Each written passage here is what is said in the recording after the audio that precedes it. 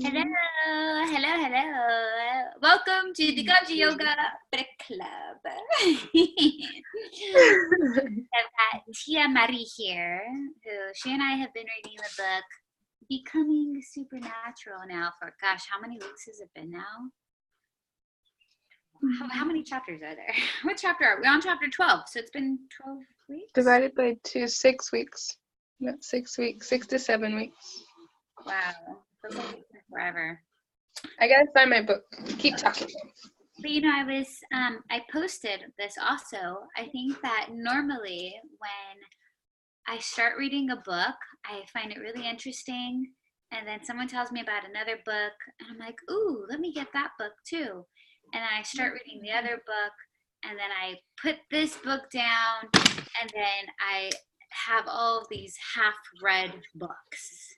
Sometimes even quarter-read books. Sometimes even less. Yeah.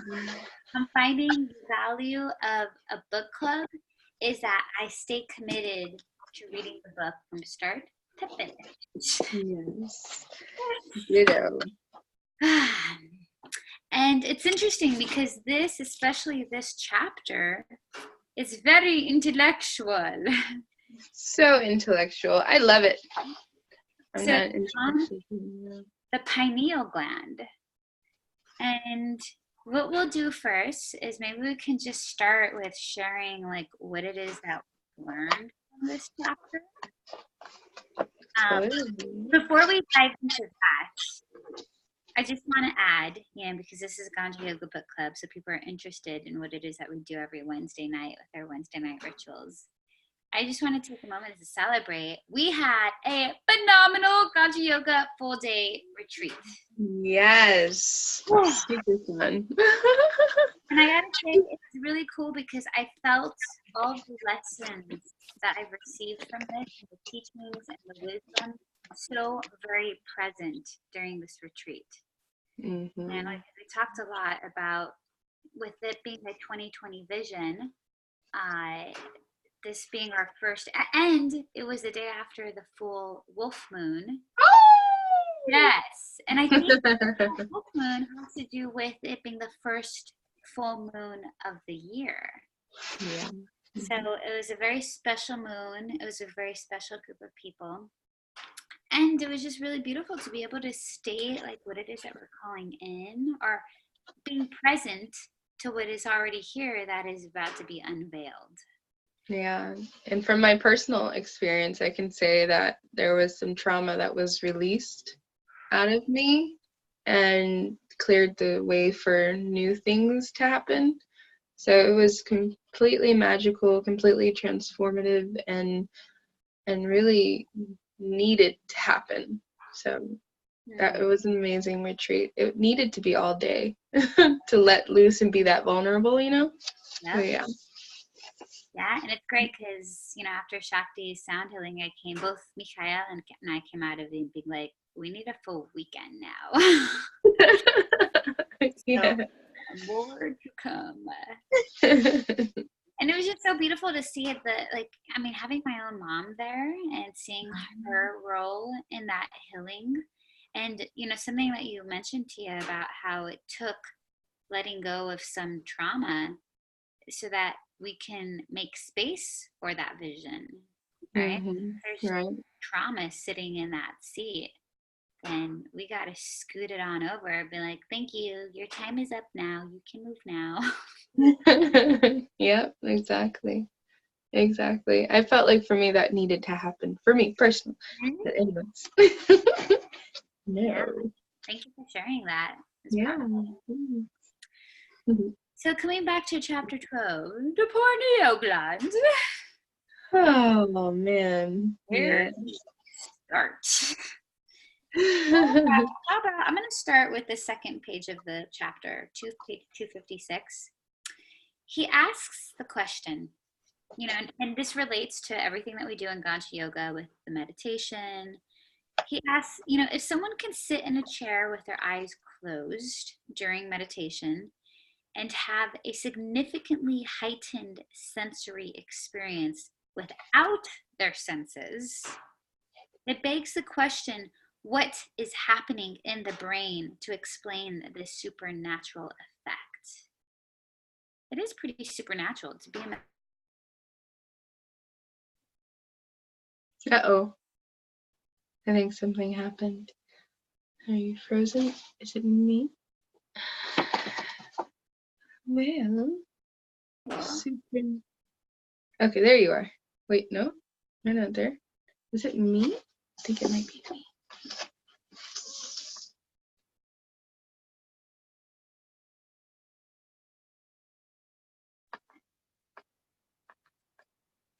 Okay, well, what we're talking about is just going over the question that I'm assuming Marisa was getting to before we got disconnected, was how there can be an experience, despite that they're in meditation, but still seem more real than any other experience that they've ever had. So the question that I'm assuming Marisa was getting to was, how can we have a fully amplified? Yay, she's back! I'm back. Yay! The only thing, yeah, it's still recording. Cool. So I think it was actually my Wi-Fi connection, because I'm on my phone now and it seems to be working. So forget about you. So yeah, thank you phone for working. So the last question I had asked was about, have you ever experienced during meditation?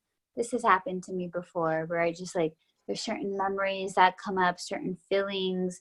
And previously he talks about how it's the senses that activate these feelings, right? The senses of our sight, our vision, maybe a smell or a sound. And so there have been visions that would come up that would bring up certain emotions. And then I just started crying during meditation. Oh. It actually happened this morning. Oh no. Oh. Like you said, it's a clearing. Yeah. Right? So I see it as okay, this is part of the cleansing experience. Yeah. So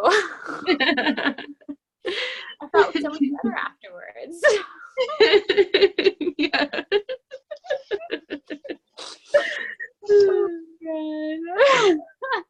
Yes, I have had similar experiences as that when you're in meditation, and then things come up, and it's when I first experienced that, when I first got into meditation and just going back through my past stuff, it hit me like a train, and it was like nothing I've ever experienced before. And my first instinct was, of course, to run away, but I learned that I didn't want to keep running away, so I sat with it once and just let it play out, and I cried, and then I felt better. It was just like the release of it, and it helped. I guess it another thing I learned, not out of this book, but another thing about during those experiences is you can change what happened in your mind so that you can resolve it for your own heart. Like if something didn't go the way you wanted it to go, or if you didn't get a chance to say what you needed to say, you can in your mind say the thing that you needed to say, and energetically it's done, and it doesn't latch on to you anymore. So that's helped me. I sometimes do that today. Just if I didn't get to say something to somebody, I'm like,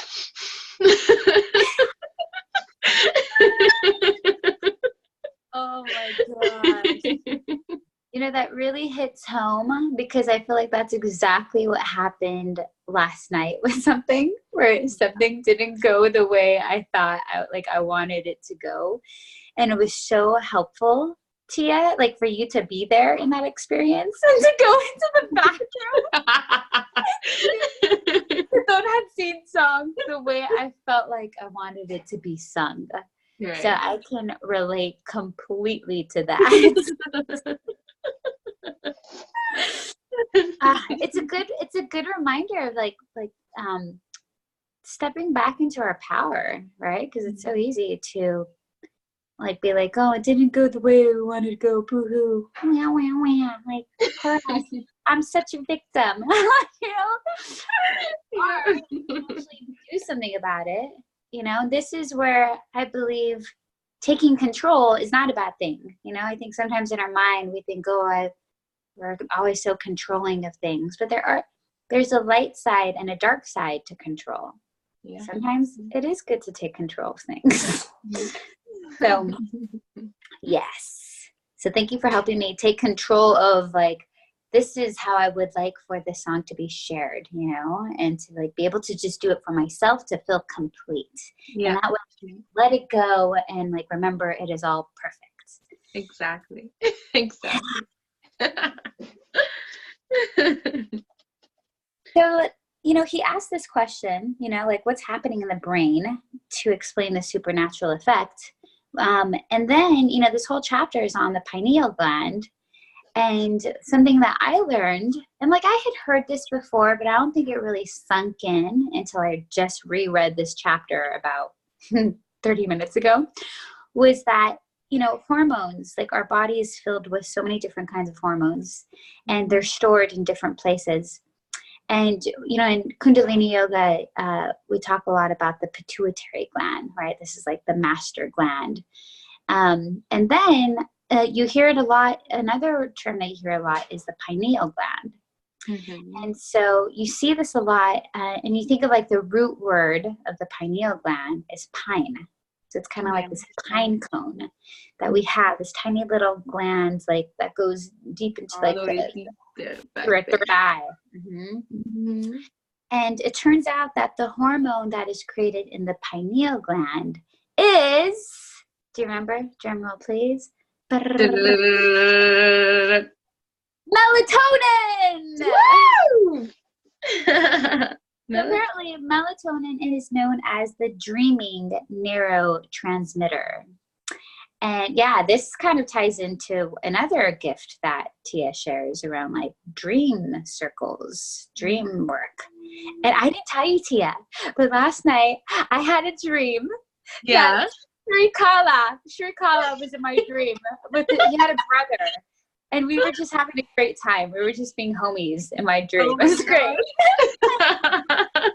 Sounds like a pretty awesome dream. Yeah. It's such a great move because I think I saw him on Instagram. He posted a picture of himself on first class on the Emirates airplane going to like India for a pilgrimage. Yeah. And I was like, dude, hell yeah, I want that. I want to fly first class to all these pilgrimages I go on and take people on. So thank you, Shikala, for inspiring me and being in my dream and showing up. Anyways. So melatonin. Gosh, there's a lot to be said about melatonin. But the main thing that I feel like came up is he talks about how, and you see this on page 259, there's an image. It looks like this part right here. There's like a black and a white and a black and a white block. So the arrow's pointing up and down. And explains the relationship between the adrenal hormones and melatonin. So, and it's just so great because it ties into what we do with Purple Lotus with the massage, right? So when we are in our stress mode, our adrenals are activated, right? We're in fight or flight mode. We're either like about to fight that saber-tooth tiger or we're about to run. Right. And what happens is that when we have our adrenal cortisol levels up, when the stress hormones are up, what happens is our melatonin levels go down, right? So if this is responsible for our sleep, we can't take a nap if we're going to be running from a tiger. Right. So on the opposite side, when our adrenal levels are low, when our stress level is low, our melatonin levels go up, which means the less stress we have, the easier it is for us to sleep. And I see that in so many of my clients, right, who they come for a session, whether it's for a massage or for a ceremony. And one of the questions I ask is like, how's your sleep? Right? Because if you're not getting any sleep, It tells me a lot about what your adrenal cortisol levels are at. So it's nice to be aware of that. Yeah, definitely. Yeah.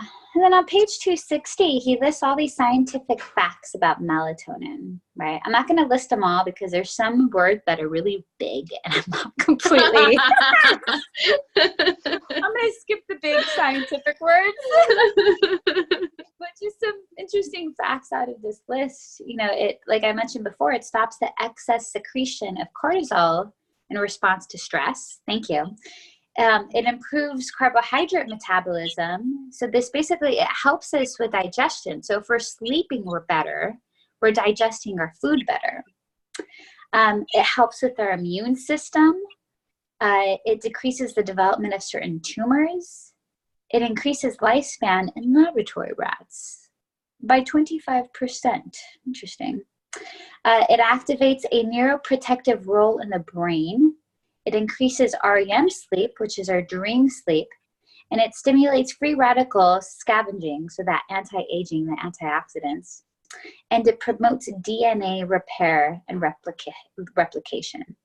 So I had no idea melatonin had this much like of a role in our hormones in our body. So I'm like, respect melatonin. Wow. All right. This is just like one of the hormones, right? There's so many other hormones that affect our health, our mood, everything. So why is this important to know about melatonin? Why is it important to know this about melatonin? And well, because this is the connection to the pineal gland. And on page 261, he gives the demonstration of like an antenna. Right? And in Kundalini Yoga, we always talk about how, like, when we do breath of fire and we stick our hands up and we stick our thumbs, our fingers are like our antennas. Essentially, our whole body is like an antenna.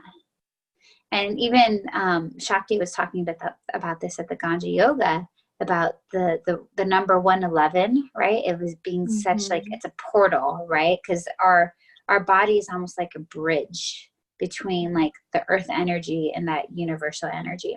So it kind of ties back into like an antenna, you know, the pineal gland has a capacity to become electrically activated and generate electromagnetic fields that can tune into information.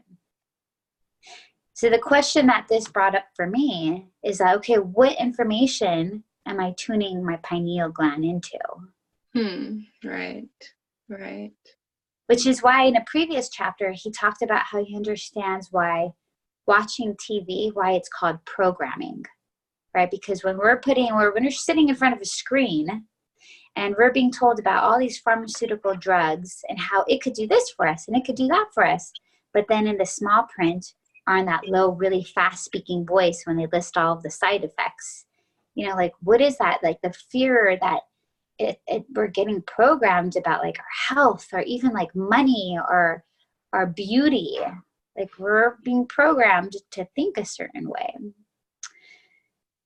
Which is why meditation, I feel like, is this ability to reprogram, to like tune out from all of that stuff that's happening outside of us and like connect to what's happening within us. So, yeah. Yeah, it's for me, just in the past couple of weeks, really, doing the everyday morning sadhana, that has taught me how to breathe in a different way. Like, it's enhanced my breathing practice, which then enhances everything else I do. Because if I feel that stress, and when I breathe, it's like going back into that meditation point, and I get to understand my reactions, understand where these feelings are coming from, and really move them instead of reacting with them. And it completely changes the way you look at the world. Like any other, I swear, just last month, if something would have happened, like, let's just say me and my fiance got into a fight, I would have kept fighting with him and picking and keep going, because I didn't know how else to react to my anger or my frustration or whatever it was. But now I breathe, I sit back, I listen, and I laugh. Laughing helps so much. And it changes the energy, because you're right at the edge where you're about to just yell or whatever, and you're like, okay. So that has I think it's this book, and I think it's a lot of the other things that I've been doing since I started reading this book, and before that even, that I'm able to do that. Like, just take a break, think, react, and change my reaction, and then laugh it off, and then make a decision after that. So it's been reading about the pineal gland. I'm so terrible. Pineal gland. It helps me realize that, that's what's been activated lately, is just being able to see the world in the light that I'm able to see it in. I think that makes sense. Totally makes sense. Okay. Yeah. Yeah. My antenna is totally picking up on that. Good. So I'm like, I think I'm speaking English. I think so. Well, you know what I really appreciate is the fact that, like, there's a point when I was reading this chapter and I was like, how the heck am I going to make any sense out of this? You know, but the fact that we're having a conversation about it is making this read so much more comprehensible. Comprehensible? Understandable. There we go. That's a better word. Yes. Understandable. Oh my gosh. I think you're right. Comprehensible. I think that was right. Okay. Wow. Yeah. So, okay. Well, so on that same page, so we're just talking about the antenna, the pineal gland. A word that was coming up is a transducer. And I was like, what the heck is a transducer? So a transducer is anything that receives a signal in the form of one type of energy and converts it into a signal in another form. So he says, if you take a moment to look around, the space that you're sitting in, it's filled with TV, radio, Wi-Fi waves that are all different frequency ranges of invisible electromagnetic energy. So even though you can't see them with your eyes, they're still there. Mm-hmm. And I was just thinking about, the word transducer. The first thing that came to mind, when I hear the definition of something that receives a signal in the form of one type of energy and converts it into a signal in another form, it almost feels like that's what meditation is, right? It's like this ability to transform.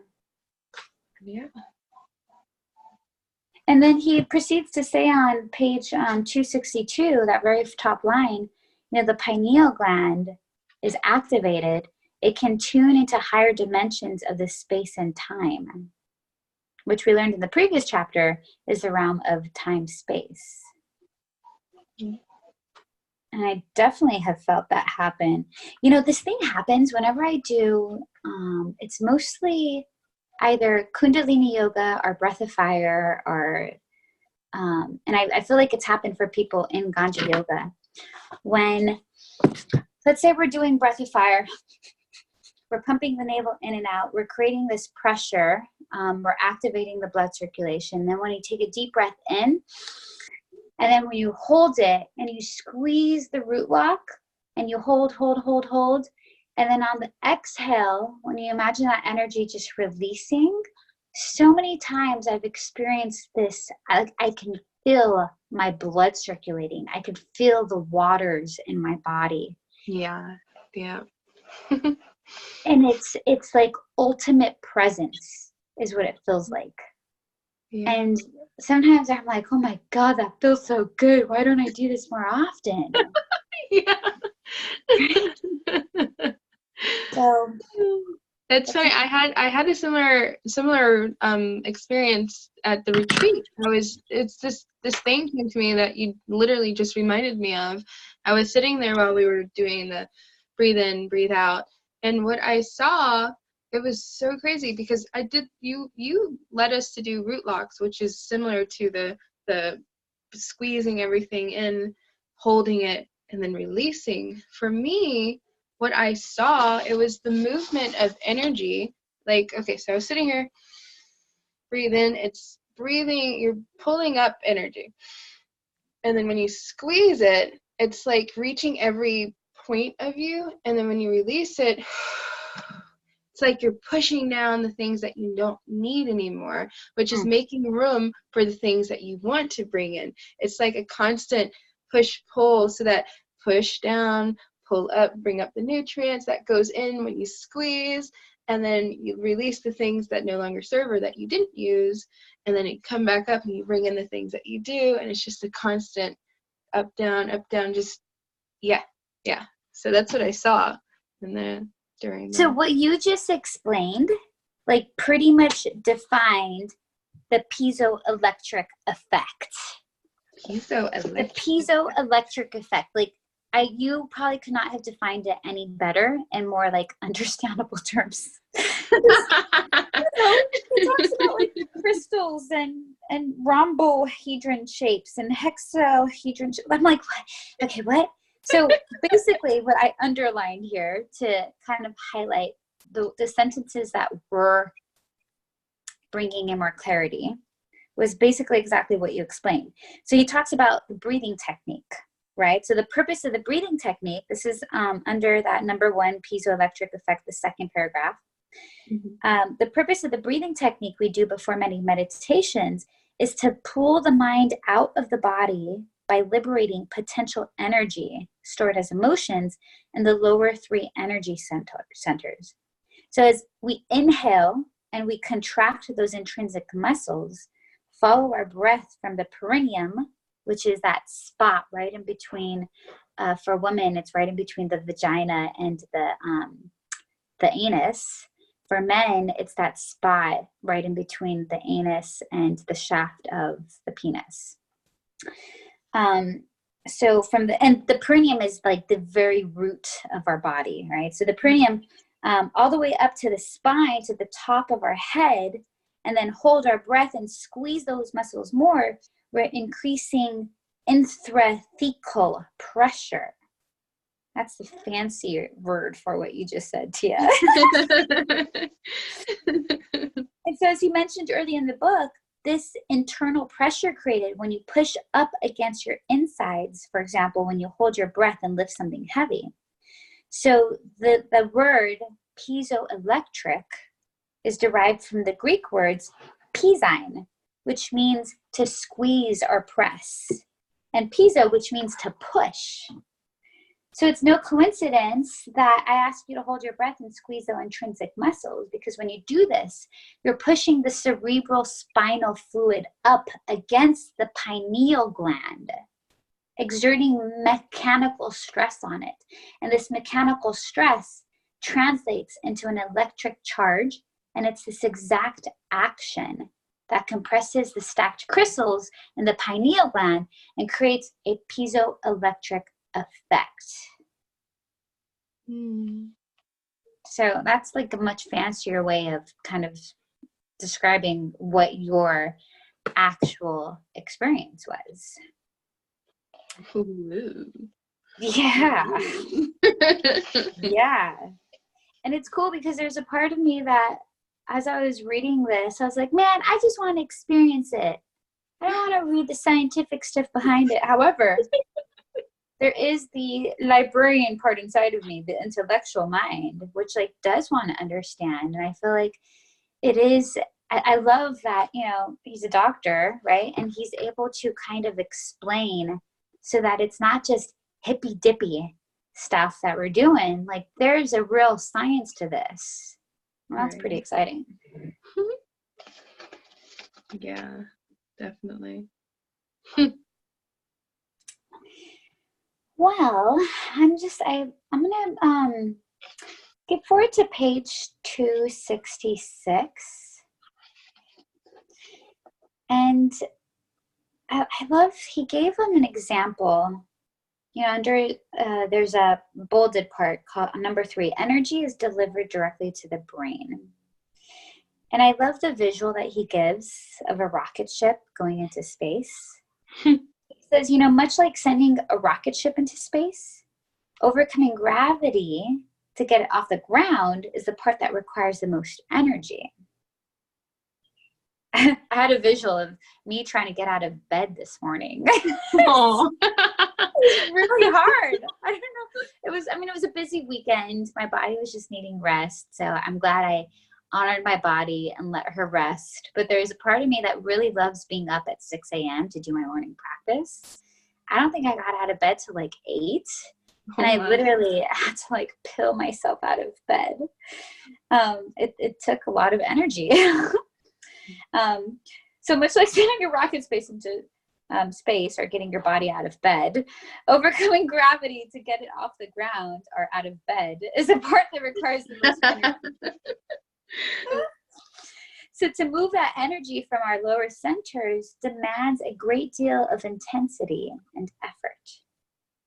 The breath becomes our passionate intention to free ourselves from the self-limiting emotions of our past. The spinal column becomes the delivery mechanism for this energy, and the top of the head becomes the target. I really love that visual. Because in Kundalini yoga and in Ganja yoga, I like to make the clear distinction. I am trained, I am a Kundalini yoga teacher. However, I don't do Kundalini Kriyas in Ganja yoga, unless there's like a really strong calling to do a Kriya, but normally I don't. Out of respect for Yogi Bhajan, because he would say, he feels like we don't need substances, all we need is the yoga. However, my belief system is, the word ganja, and I talked about this in the at the retreat, it's a Sanskrit word for cannabis, and there are Vedic texts that mentioned the use of soma, which was like a cannabis-infused drink, to help amplify the yogic experience.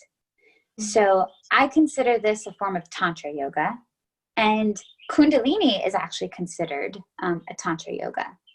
So for me personally, I feel like, it's totally, they go like this, but I do want to respect Yogi Bhajan because I do love him dearly as a teacher, God bless his soul, to not necessarily combine those two. However, I do love to bring in the warm-ups. So the spinal flexing that we do, the twists, it's a lot of dynamic movement. And the reason why I love the dynamic movement so much is because it's warming up the spine. It's increasing the fluid in our spinal column for this exact reason. Right. Yeah. When I started going to sadhana and they did the morning warm-ups where it was the spinal nuts, I was like, hey, we do this in Ganja yoga. Wow.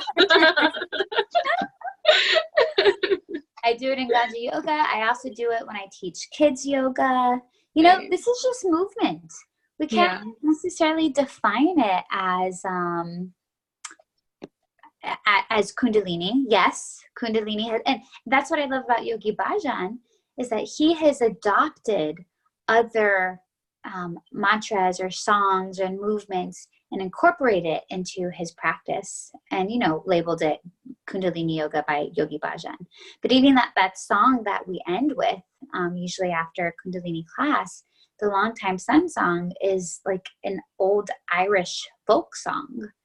So yeah. I think part of creation is borrowing from others so that we can, create our own gift. I completely agree with that. That's how we evolve. That's how we expand. That's how we have the things that we have, because somebody had an idea and somebody else decided to expand on it.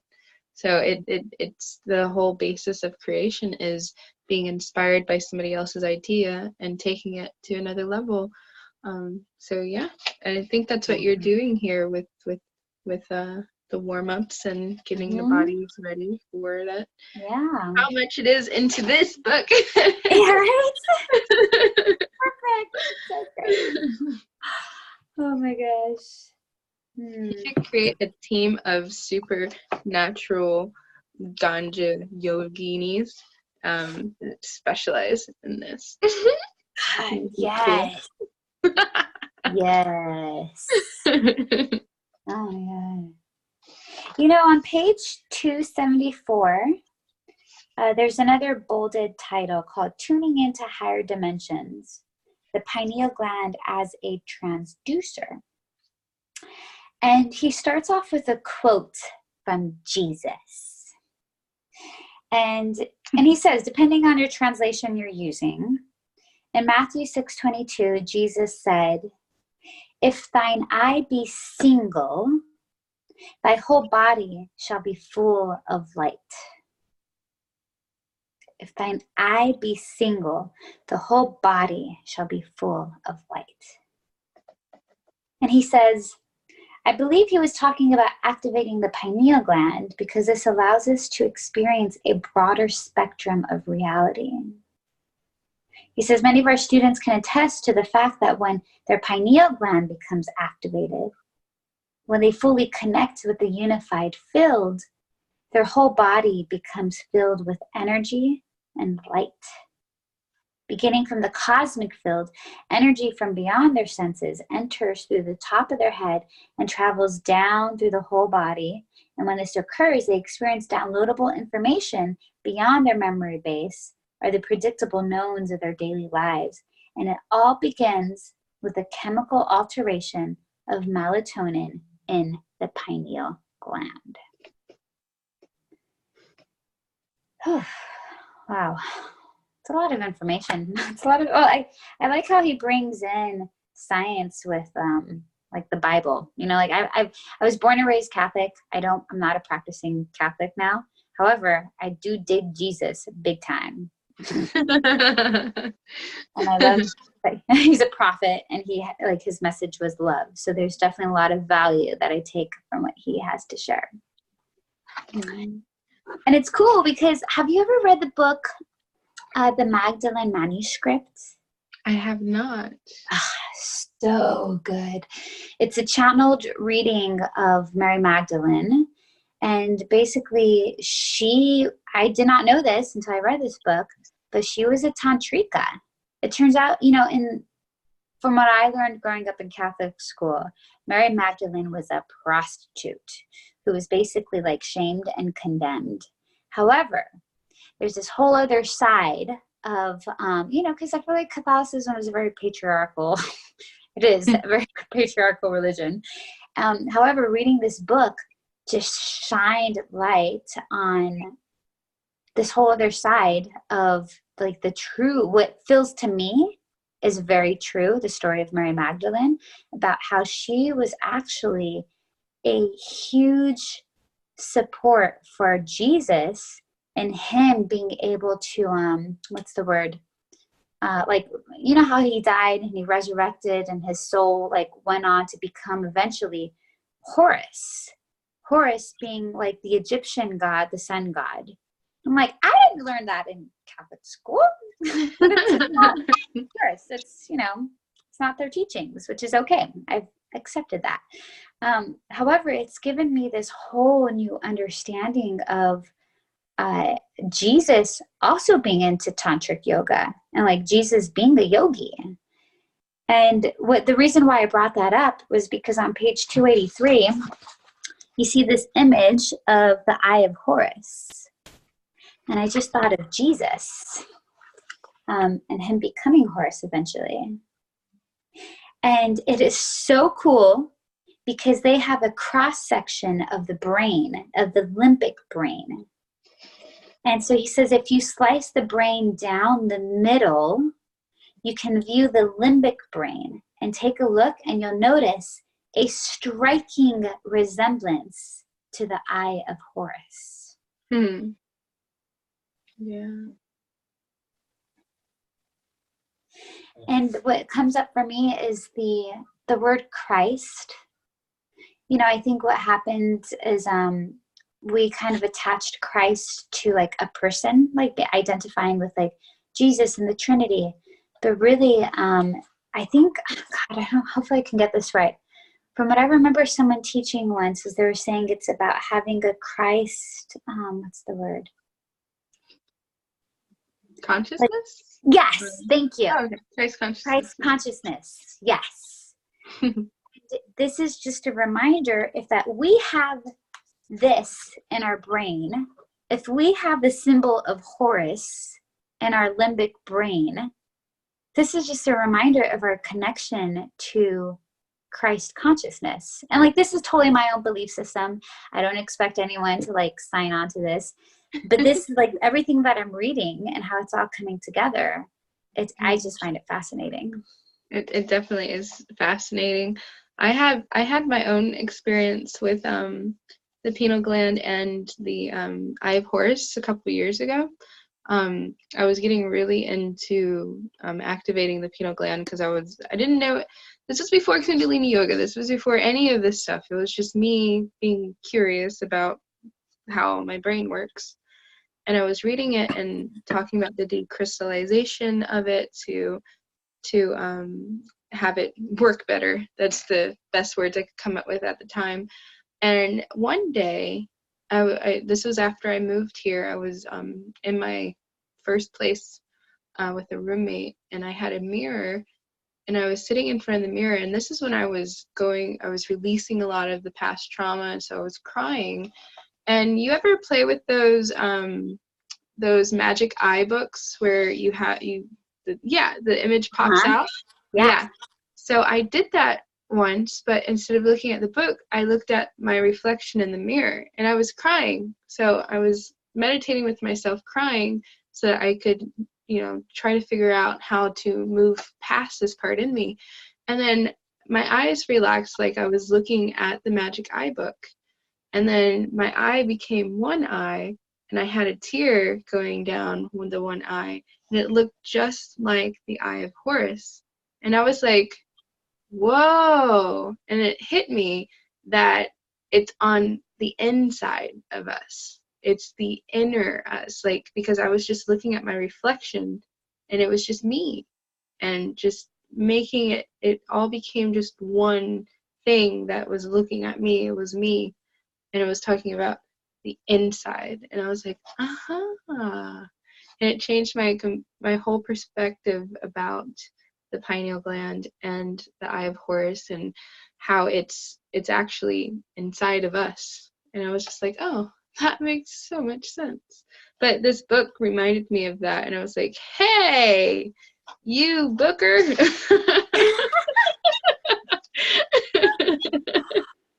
So it makes sense. Yeah. Wow. Dude, that's so beautiful. This idea of meditating on yourself while crying. That's powerful. Yeah.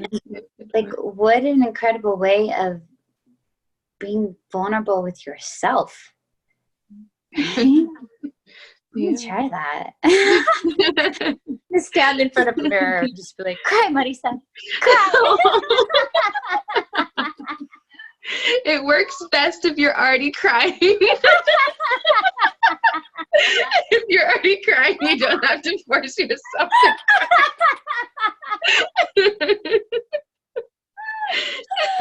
Oh my god.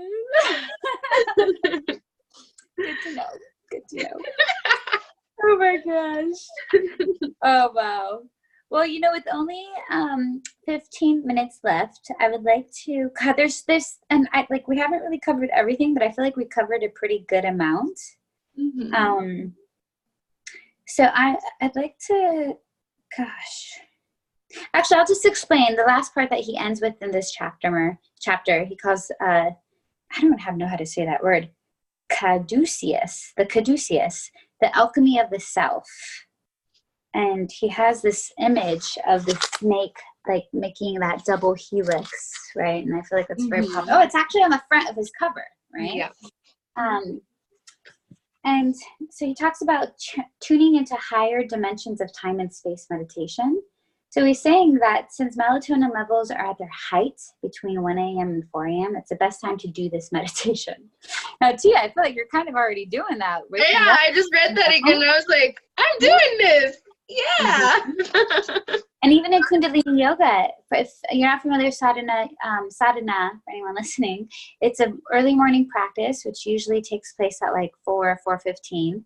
And they say that this is like the best time to meditate because there's so much stillness, right? There's not a lot of people on the streets, people on the road. And there's something about the alignment of where, I don't know, maybe you may know more about this, about like how, like the universe, the stars, something about the alignment of the planet during this time of the day that makes it even more powerful. And then knowing this about the actual melatonin levels just makes it even more understandable as to why it's such a potent time of the day to meditate. Yeah, I'm gonna have to read this section over because I just saw that and it's like, oh wow, I do that. Like, I get up at 3:30 in the morning and I go to sadhana and we meditate, and it's so powerful and it makes so much more sense now. Whoa. Yeah. Wow. Gosh, you're inspiring me, Tia, to get my butt out of bed. I figured. You want me to call you at 3:30? Oh my God, imagine. My phone. So normally, speaking of wavelengths and the antennas, I always put my phone on airplane mode because I don't want it to be receiving signals while I'm trying to rest. Right. So you can call me. It won't ring. Yeah, exactly. It's going to go straight to voicemail. Marisa, wake up. It's 3:30. Time for meditation. I definitely, because I know this morning I wanted to recover from this weekend, but I definitely want to plan in a morning this week to go and do morning sadhana with you. That would be lovely. Look at my calendar. I'll see if anyone else wants to go. Yes, free. 4 o'clock in the morning. I think it's so funny. I didn't realize, I'm from the East Coast, so it always snows, it always thunderstorms, it always rains. And I've always been drawn to the stillness of the night. And when it snows, the stillness of the snow, because everybody stays home because you can't really go too far in snow. And when there's a storm, everybody's at home. And it's just so still. And I've always favored that. Like, I used to be a night animal. Like, I still kind of am. But, like, I like the nighttime because everybody is still. Everybody's at home resting, and you get to hear, I say, you get to hear nature a little more clearly. You get to feel the energies a bit more. So it's, yeah. Cool. Well, I think we did a great job at translating Dr. Joe Dispenza's very complicated language sometimes. I think too. Yes. Now that we've done our hard intellectual work, I would love to bring in some lightness with a spirit animal card reading, por favor. Yes, of course. Spirit animal, oh spirit animal, what message do you have for us today? Will you give us a grain of rice to follow, or somewhere else we can play? What will we do? That. I don't know where that came from. I feel like this should be like a regular, some kind of song to open up this, to invite the spirit. That would be so cool. We could do it on the bowl. Yeah. Hey now. Hey now, hey now. Hey now, hey now. Spirit animals. Spirit animals. Who is coming out to play with us today? And it's you. Who is that? Spirit. Buffalo. The abundant universe will provide. What? Yes. So, I can speak to that. Before I got on this call, I was getting a little worried that I wasn't going to have enough to say about this book. Really? And yeah, I was like, shit. I listened to the audiobook. It was probably almost a month ago now. And I didn't get to reread the whole chapter, but I reread the parts that like really stood out to me. And so it's just this card is a reminder of how even like the wisdom is abundant, and like the chemistry when you and I come together and have these conversations, the stories that you brought in that were connected, like how that we're all abundant in so many different ways. Yeah. Wow. And even during our Ganja yoga retreat, you know, Rosalina came over the day before and we made this delicious soup. And I decided, you know, we have so many lemons on our lemon tree, like, let's make lemonade. And I had shared before lunchtime, I was like, just so you know, I explained the menu. And I was like, and we have delicious lemonade from that beautiful lemon tree. And it was so cute. Samir was like blown away with how many lemons were on the tree. And, you know, because cannabis is an amplifier. So even there's a lot of lemons, but on cannabis, it was like, holy shit, this is it's sparkling with lemons. That's if anyone ever wants any lemons, come on over. Yep. I actually have 5 right now, and right here, right now. Yummy lemons. So, Buffalo Spirit. Shall I read it? Yes, please. Okay. The abundance universe will provide. Oracle message. Buffalo Spirit comes to you now to remind you of the amazing manifesting power of gratitude and the extraordinary potential available to you when you adopt a mindset of abundance. The ancient people of the Americas saw the buffalo as a symbol of abundance because the herds roamed far and wide and provided so many gifts: the meat, the hide, the bones. The tribes who hunted the buffalo used every bit of them, wasting nothing, appreciative of the abundance. So, too, do you have many gifts available to you.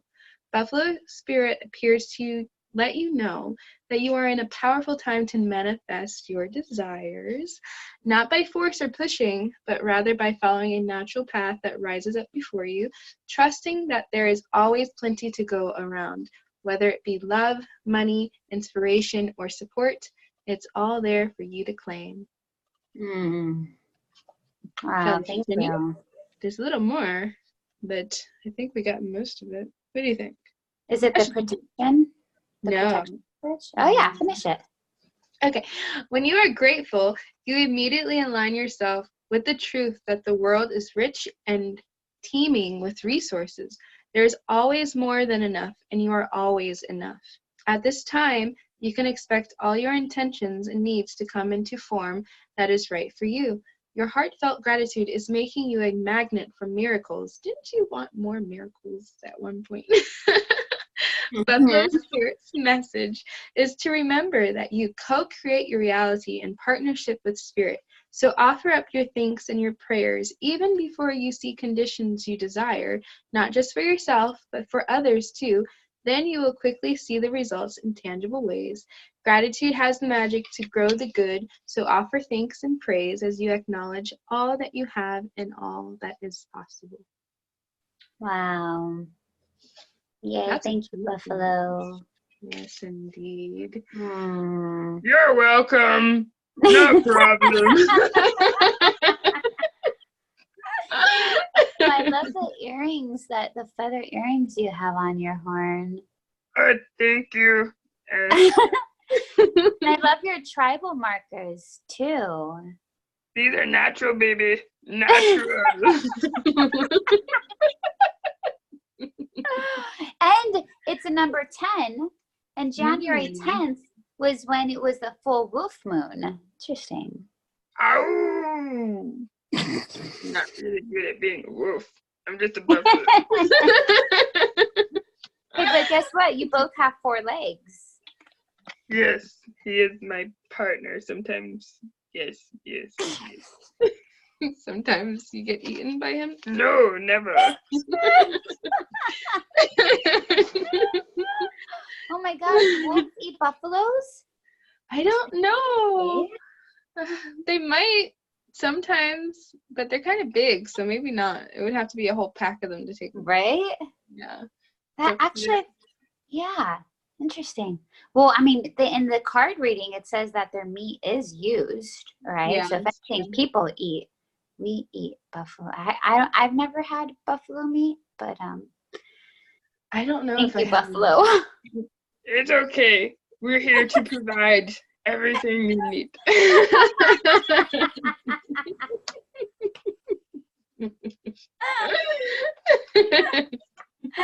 Oh my god. Funny. Oh my god, that's a great card reading. Voices and like conversations with the actual card. A must. It was pretty cool. I didn't think cards could talk, but this one did very much. Oh, well, thanks, Tia, for jumping on with me. And for anyone who's listening, thanks for listening. I hope we've imparted some good stuff. And this upcoming Wednesday, which is January 15th? 15th is our next Ganja Yoga Wednesday ritual. I will be the guest healer. I definitely want to start busting out my singing bowl more and still offering more sound healing. So it's going to be wunderbar. So that's this Wednesday. And then this Sunday is our Sunday Fun Day potluck brunch, the 19th. So arrive at 10:45. We start at 11. We go till 1. And then people can bring some yummy foods that they want to share. We get to feast together. So it's going to be another fun week. Yeah, the last one was absolutely amazing. Absolutely transformative. And I think just every time it's just freaking dope. It gets better and better and better. Gosh. I agree entirely. So great. So grateful. And coming back to that place of gratitude, so grateful for the people who show up and the co-creation that happens and all of the healing and the laughter and the tears and all of it. So yeah. Mm. Thank you, Marisa, for doing this. And thank you for everything. This is amazing. You're very welcome. So for next week, shall we finish with chapter 13 and 14? Project Yeah, let's do that. Let's do that. I'm really excited about chapter 13. It's Project Coherence, Making a Better World. I think that's what you're already actively doing. Personally. So yeah, I'm excited to read it. Yeah, me too. Me too. And then we're going to go ahead and decide we want to vote on a new book so that we can jump into our next read. So we'll be posting that in the Facebook group to see what people want to read next. Indeed. It will be posted today. Yeah. So we'll get some ideas and then we'll cast the vote and see which one we'll do. I'm excited. Sweet. All right, my dear. Thank you so much. And I'm going to see you later today. For anyone else who wants to join our book club, next Monday at noon on Zoom. And I'll be sharing the conversation on Facebook. I'm actually thinking maybe I can post it on the blog so it has a easier place to find the actual because this is a great talk. It is. All right. Well, I'll see you next week. Bye. Bye.